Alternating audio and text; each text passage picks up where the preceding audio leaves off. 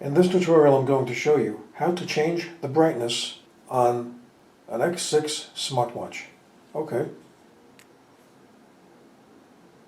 Go to Settings, Phone Settings, Miscellaneous Settings, LCD Backlight. Now you do have to tap this a few times, so if it's on 4 you want to make it 5, just tap it. 5. To make it lower, just go back. The backlight, so it's set to 55 seconds. You can make it 60.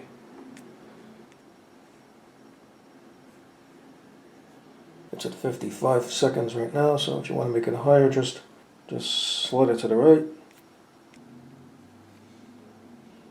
Okay.